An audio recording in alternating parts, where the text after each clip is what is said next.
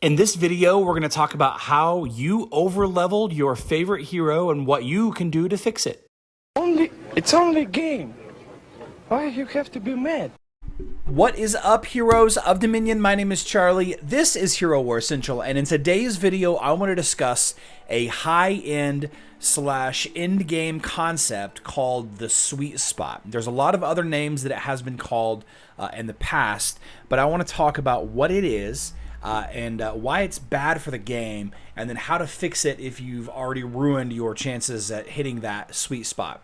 So before I get too far into this, I like to do educational videos for new Hero Wars players, both on the Facebook web and mobile versions of the game. If that sounds like you and you are interested in learning more about the game of Hero Wars, please consider subscribing.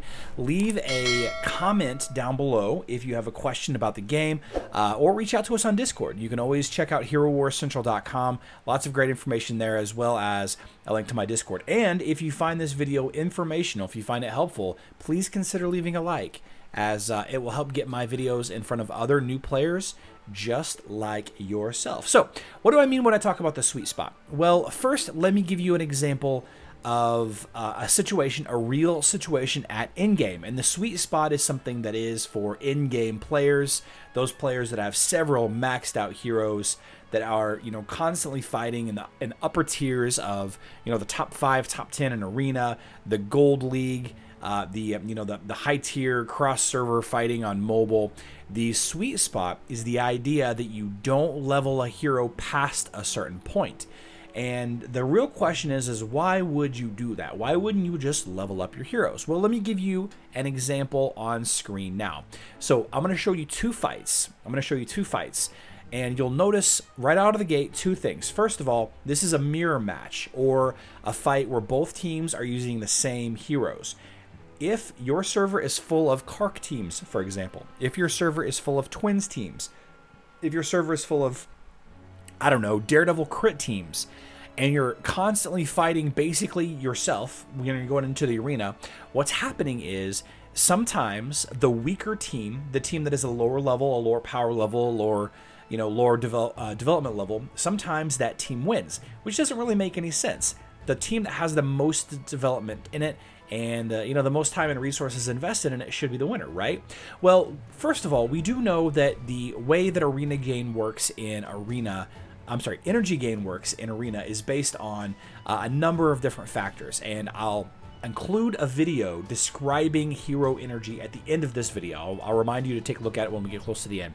But effectively what it is for everything your hero does and has done to them, they gain energy. If you auto attack, you gain 10% of your energy. If you take damage, you gain a percentage of damage taken in the form of energy. You kill an enemy hero, you gain 30% energy. There's all of these little metrics, and if you're curious about what they are, you can check out herowarscentral.com for that info, just like I mentioned at the top of the video. And sometimes the attacking team gets the other hand, and sometimes the defending team gets the upper hand. But what do some players do is they use this function called the sweet spot. The idea is if I don't level my Kark all the way up, my Kark will take more damage. If my Kark takes more damage than your Kark does, my Kark will gain more energy faster, therefore ulting faster, using his ultimate ability much faster than the higher level Kark will. That is due to a lot of factors. Maybe the enemy Kark has more armor. Maybe it has more health. Maybe it has dodge. Maybe the enemy's armor artifact hero in this case, Martha, is a little bit more developed.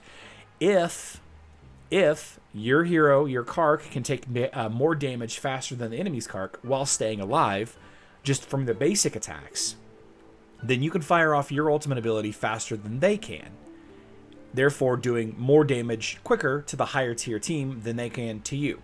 And you can see this in a lot of different combinations of heroes. Some of the heroes that we talked about during our live stream today was Jorgen. Jorgen's a very popular hero that you can use as a sweet spot hero. Sometimes you don't want to level up Jorgen that much. Sometimes you want to keep some of Jorgen's skills lower, depending on what you're trying to do. And the idea behind having a weaker Jorgen is whoever can use Jorgen's energy negation ultimate first tends to win the fight. Jorgen's ultimate says that he summons a skull to the enemy's front line, which deals magic damage to nearby heroes. Affected enemies cannot gain energy for 9 seconds. So if your Jorgen is of a low enough level to get his ultimate off before anybody else, and when I say low enough level, I mean weak enough, low enough health, low enough magic defense, low enough armor, maybe he gets an extra crit or two in on him every now and then. If your Jorgen, due to taking extra damage, can use his ultimate before the enemy's Jorgen, or before the enemy can even use any of their ultimates, then you can lock down the enemy's front line for 9 seconds from using their ultimate.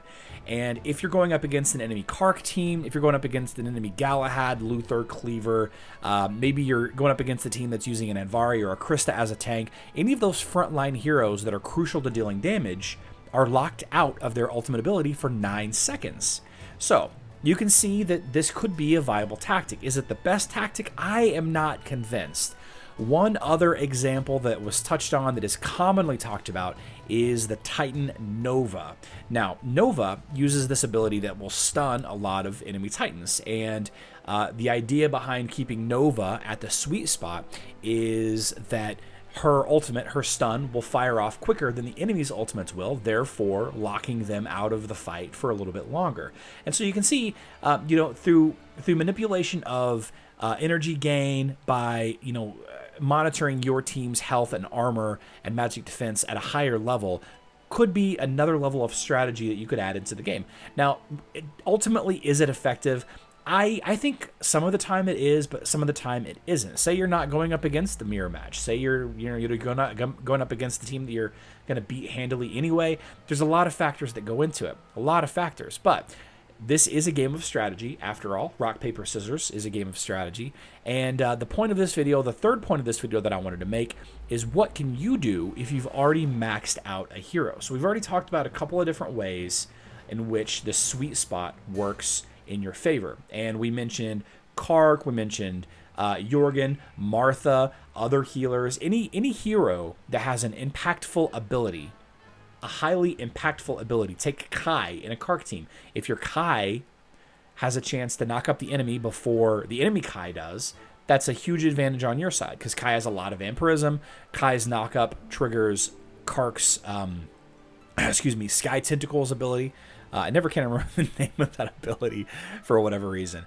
And you can see that having your ultimate firing off first as a weaker team, is beneficial. And I don't really like this. I don't like that this is a part of the game.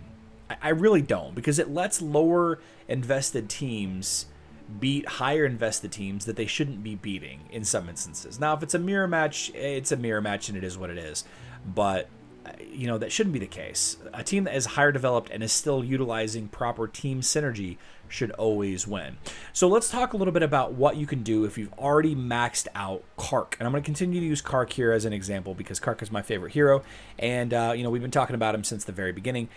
One of the things that you could do if you've already maxed out a Kark, and, I've been playing for a little over a year and I haven't maxed out my Kark yet, but you could reset his sparks. You could reset his gift of the elements. And this is one of the very few things in the game that you have control of as you're leveling up. I wish that the developers of Nexters or Hero Wars or whoever would add in the ability to reset other things in the game, such as skins or skills or artifacts. Think about all of the artifacts that you wasted on heroes that you end up now not use. You could get all those artifacts back, maybe even take a discount, maybe take a loss, a 50% loss, but you're still getting the artifacts back.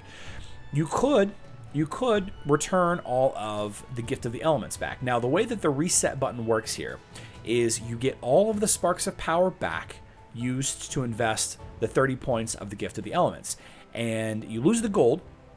Right? You lose the gold.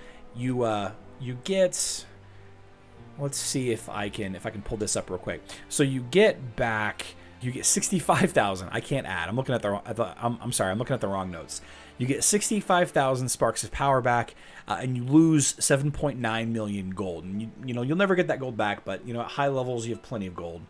But what do you gain? What do you gain by resetting your sparks of power? You're losing the strength at 360, intelligence at 360, and agility at 720. Well, let's talk about it real briefly, each stat. Strength, if it's not your main stat, provides 40 health per stat. And 360 strength translates into 14,400 health. Intelligence provides magic defense if intelligence is not your magic stat, your main stat, and that translates into 360 magic defense because it's a 1-to-1 ratio for magic defense. And then finally, agility. Agility is Kark's main stat. Agility will provide 2 physical attack plus 1 armor, and then an additional physical attack if agility is your hero's main stat. And another video that I'm going to include at the end of this video is a discussion on the main stats and how they work, if you're confused on that still. So how strength, agility, and intelligence work. And reducing that agility from 720 down to 0 is it's a 2,160 physical attack, but it's also 720 armor, and that's not much. That's not much. 720 armor and 14,400 health is not much.